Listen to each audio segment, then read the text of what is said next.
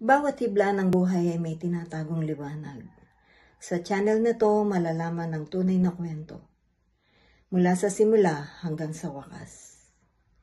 Ihanda ang sarili sa mga bagong kaalaman. Panoorin natin ang video ng Mensahero ng Silangan.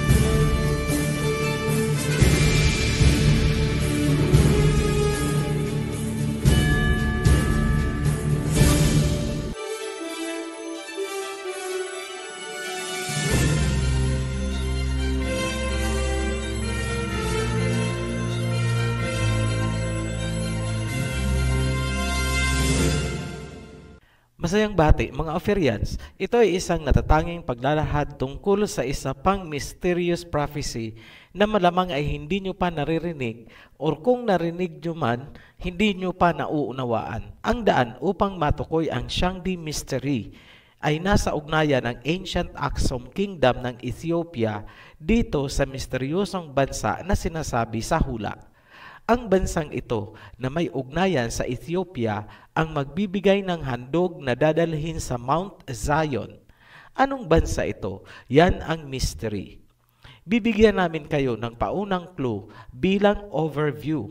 Maire-relate nyo na rin dito ang mga kasulukuyang crisis na nangyayari sa mga bansang involved. Ang hula ay nabaon sa kawalan dahil sa pagkakawatak-watak ng buong nilalaman ng Isaiah chapter 18 kung saan ito ay nasusulat. Ibig sabihin, may mga impormasyon na wala sa King James Version ngunit nasa ibang versions.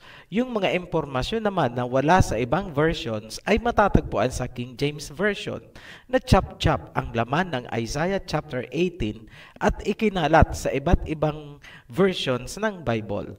Kailangan mong basahin ang napakaraming versions ng Biblia upang makumpleto at mabuo ang Isaiah chapter 18. Ito ang katangian ng misteryosong bansa na sinasabi sa chapter 18. Pagkukumparahin po natin ang impormasyon mula sa King James Bible at ginamit namin itong Holman Bible. Then later on pagsasamahin po natin. Ang buong chapter 18 ay mensahe para sa mga Ethiopians. Kapansin-pansin na ang Ethiopians ay inutusan na pumunta dito sa misteryosong bansa at inilarawan ang bansa na kanilang pupuntahan. Ibig sabihin, kung anong bansa ang pinuntahan ng mga Ethiopians, yun ang tinutukoy sa hula.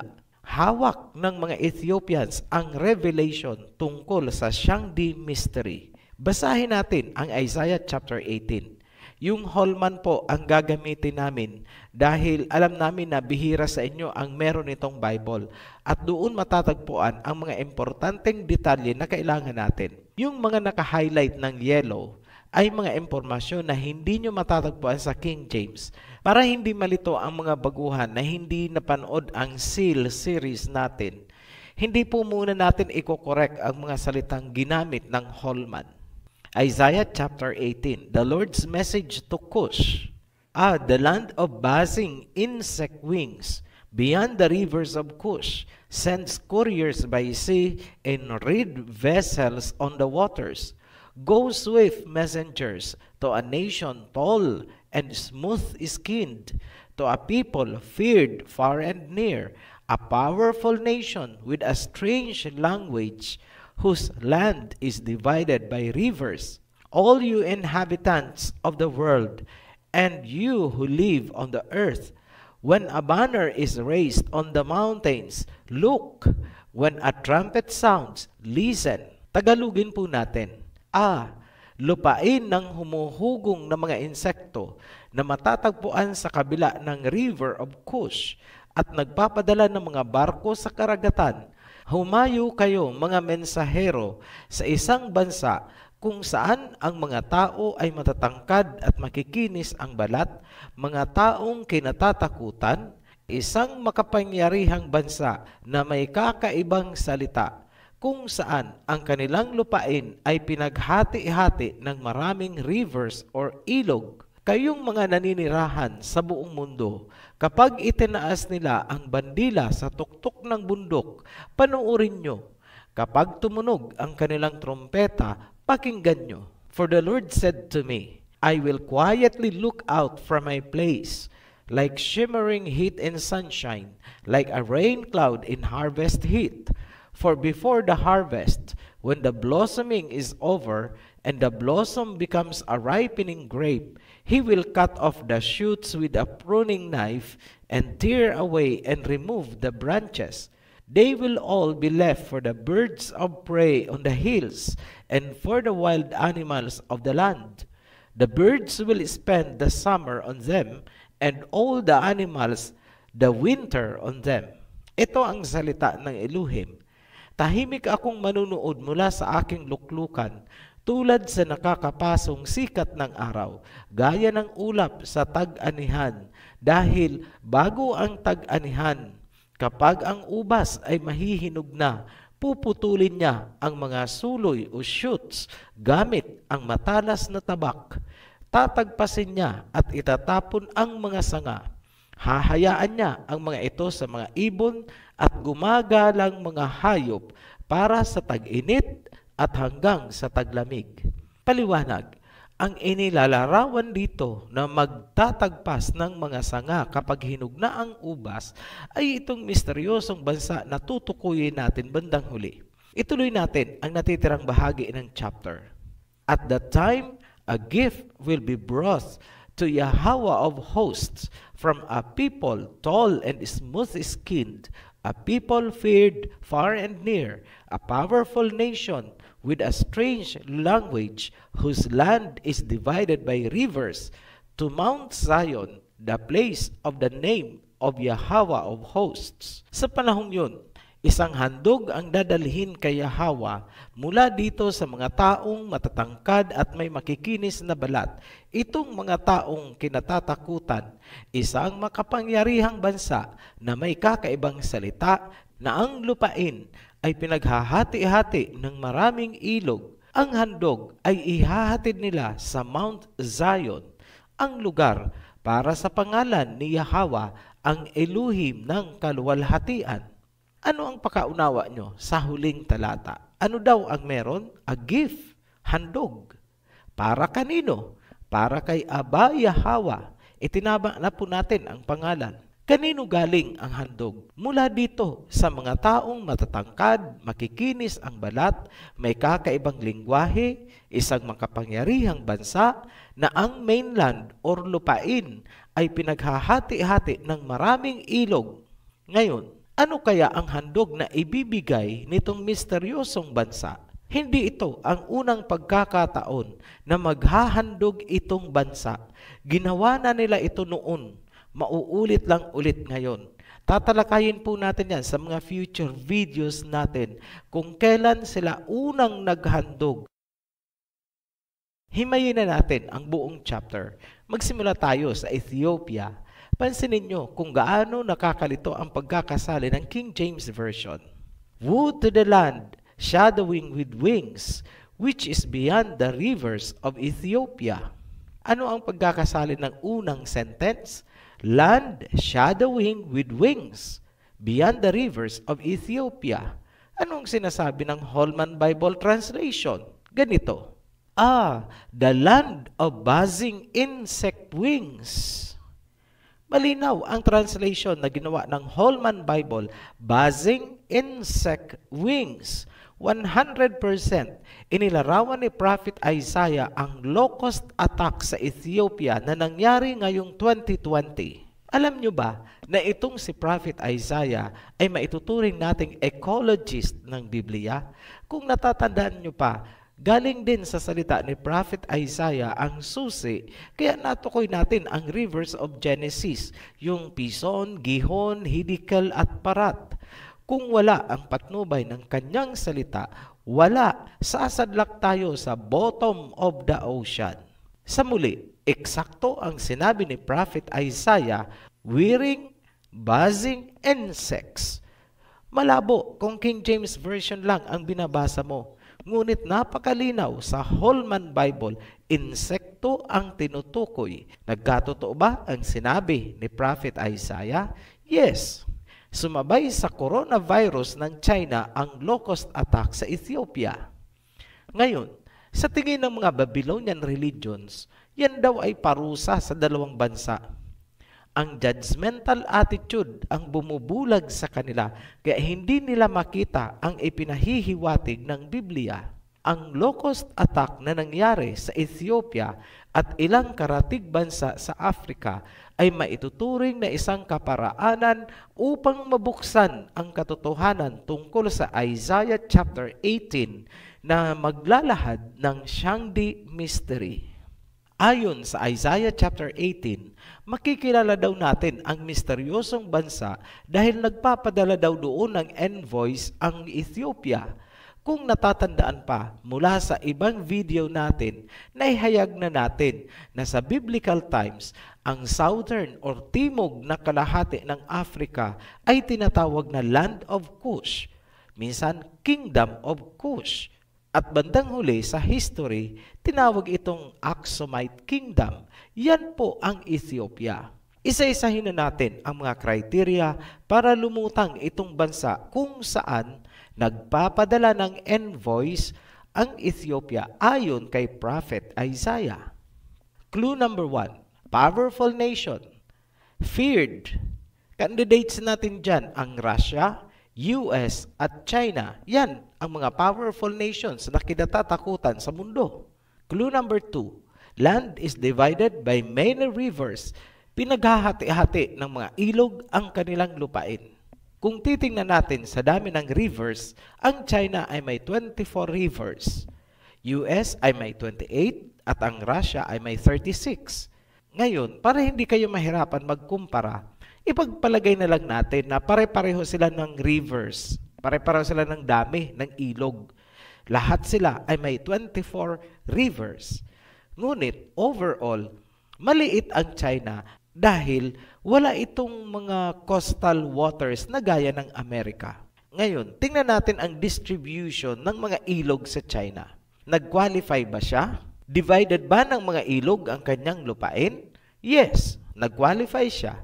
Ngayon, ang US, nag-qualify din ba? Yes, apparently. Yung Russia, qualified din kaya? Yes, ipagpalagay na natin, qualified din. Wala tayong i-disqualify at this point para hindi nyo sabihin may bias tayo. Clue number 3, strange language. Kung language ang pag-uusapan, mas mahirap para sa Ethiopians ang language ng China at Russia. Maraming Ethiopians ang nakakaintindi at nakakapagsalita ng English. Ngunit, hirap sila sa Russian at Chinese language. Pero sige, for the sake of argument, hindi pa rin natin i-disqualify ang US at Russia. Pasok pa rin. Clue number 4, meted out, meaning discriminated, trodden, underfoot, or inaapak-apakan. Tanong, ang Russia at US ba ay nakaranas na sila ay inaapak-apakan? Na-discriminate ba ang Americans at Russians na katulad ng naranasan ng mga Chinese mula pa sa ancient history hanggang ngayon? Hindi. Wala sa history ng US at Russia na sila ay na-discriminate. Hindi nila naranasan ang gaya ng mga pinagdaanan ng Chinese. Hanggang ngayon, laging tampulan ng kung ano-anong propaganda at patutsada ang China. Check nyo na lang ang internet. Mula sa fetus, abortion, cannibalism, sanitation, religion, lahat ibinabato kay China. Kahit dito sa Pilipinas, aminin yung mga Pilipino, kayong mga relihiyoso kuno, hindi ba't ang baba ng tingin nyo sa China? Pero may isang bagay kayong hindi alam. Kung pag-uusapan lang ang spirituality ng Chinese, wala kayong alam. At this point, disqualified ang US at Russia. Mas malaki ang posibilidad ngayon na ang tinutukoy ni Prophet Isaiah ay ang China. Ituloy natin. Clue number 5. Tall and smooth-skinned. Kung tangkad or height ang pag-uusapan, hindi rin masasabi na menos ang height ng mga Chinese. Hindi natin sinasabi na ang mga Chinese ang pinakamatatangkad na tao sa mundo. Ang sinasabi natin ay matatangkad sila at hindi bansot na lahi. May mga world record holders na Chinese kung pag-uusapan din lang naman ang height. Ngayon, sinabi ni Prophet Isaiah, smooth-skinned. Saang lahi mo ba makikita ang smooth skin na tinatawag nating cutis porcelana? Napaisip kayo bigla, no? Sa mga inchik po, hindi nyo yan makikita sa mga European descent dahil rough and coarse, magaspang ang mga skin ng mga Europeans. Sa Asians lang po matatagpuan ang cutis porcelana, lalong-lalo na sa mga Chinese ancestry. Malasot lang kinis kapag hinipo mo. Try nyo mag-observe. Yan ang challenge para mapatunayan nyo ang sinasabi namin. Clue number 6. Ethiopia send envoys couriers by the sea. Take note po ha, emphasized ang by the sea. Karagatan po ang dadaanan. Dalawang case scenario ang inilalarawan dyan. Sa tatlong candidates natin, US, Russia at China, kanino higit na may kaugnayan ang ancient Ethiopian Aksumite Kingdom ni Kush? Historically, walang ugnayan ang Ethiopia sa Amerika. Hindi sila nagpapadala ng envoy doon. Technically naman, wala ring direktang ugnayan ang Ethiopia sa Russia by the sea dahil walang karagatan ang Russia na nakaharap sa Ethiopia. Inaccessible technically. So, tanging ang China ang nagka-qualify dito. Naaalala nyo ba ang ancient maritime Silk Road, lalong-lalo na noong Yuan Dynasty? Yan ang tinutukoy ni Prophet Isaiah sa ancient history. Kaya huwag kayong magtataka kung bakit may mga blacks sa China kahit noon pang mga sinaunang panahon. Tingnan natin sa makabagong panahon. Ang pinakamalaking diplomatic envoy ng Kingdom of Kush ay pumupunta sa China. Halimbawa ay ang 2018 FOCAC Summit sa Beijing. Never na ginawa ng Ethiopian Kingdom of Kush ang ganyang pakikipag-ugnayan sa ibang bansa. Sa China lamang. Natupad ba ang hula? Yes. Isa pa. Saan mas ginugustong ipadala ng Kingdom of Kush ang kanilang mga students for education? Sa China. Ayon naman sa UNESCO Statistics Office, mas gusto daw ng mga Africans na mag-aral sa China kaysa ibang bansa. Katunayan, ang former Ethiopian President Mulatu Teshome ay educated sa China. Yan ang sinasabi sa hula, go swift messengers to a nation tall and smooth-skinned. Punta kayo, humayo kayo sa bansang matatangkad at makikinis ang balat. I-summarize muna natin ang mga informasyon bago natin dugtungan para hindi kayo malito. Ito ang mga kriteria na ibinigay ni Prophet Isaiah na maglalahad kung sino ba talaga itong mga smooth-skinned people na maghahandog sa Elohim. Number 1, feared far and near, powerful nation. China, qualified? Yes. US, qualified? Yes. Russia? Yes. So wala po tayong tinanggal. Criteria number 2, land is divided by many rivers. Hinahati daw ang lupain ng maraming ilog. China, qualified? Yes. US, sige, yes. Russia, qualified? Yes. Strange language, kakaibang lingwahe. Yes. I-qualify na po natin lahat. Criteria number 4, terrible beginning, meted out and trodden down underfoot. Inaapak-apakan, dinidiscriminate. China, qualified? Yes. US, no. Kahit kailan, hindi na discriminate o inapak-apakan ng sinuman ang US. What about Russia? Nadidiscriminate ba? Inapak-apakan ba? Hindi. Hindi nila naranasan nitong dalawang bansa ang pinagdaanan ng China hanggang ngayon. Number 5. Tall people. O lahat yan, i-qualify natin. Smooth skin. China, qualified? Yes. US and Russia, no. Hindi namin ika-qualify yan. Dahil ang quality ng kanilang skin ay hindi kasing smooth na katulad ng kutis porcelana ng mga Chinese. Number 6. Ethiopia sends envoys, couriers by the sea. Naipaliwanag na natin yan kanina. China, yes na yes. Triple yes. Russia, sort of. US, no. Number 7. The nation will cut the branches when the grape is ripening. Question mark muna tayo dyan. The nation will offer a gift taken to Mount Zion, the place where the name of Elohim is placed. Question mark pa po tayo dyan. Pero dito pa lang sa summary na ito, ang merong straight na yes ay ang China. Kahit kailan, hindi sila na-disqualify sa mga criteria. Titingnan natin itong mga susunod na criteria, itong 7 and 8, kung magka-qualify pa rin ang China.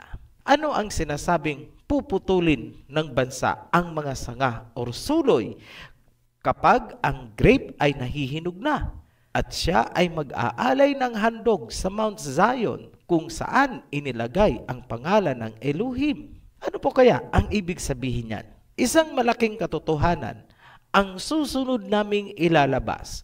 Yan ang criteria number 7 at number 8. The mystery of Shangdi. Kung sa tingin ninyo may bias ang analysis namin, wala po sa amin ang problema, kundi yang mga kimkim ninyong prejudices at judgmental attitude na patuloy na bumubulag sa inyo. Muli kaming nagpapasalamat sa mga patuloy na sumusubaybay sa ating mga series. Para sa mga new subscribers, welcome to the Heritage. Be blessed. Shalawam. Tunay nga ninyong tuklasin. Kung kayo'y natuto o naliwanagan, pakisuportahan ang ating video sa pamagitan ng likes and subscribes. Muli, maraming salamat sa panunood. Kita-kits sa susunod na video na Mensahero ng Silangan.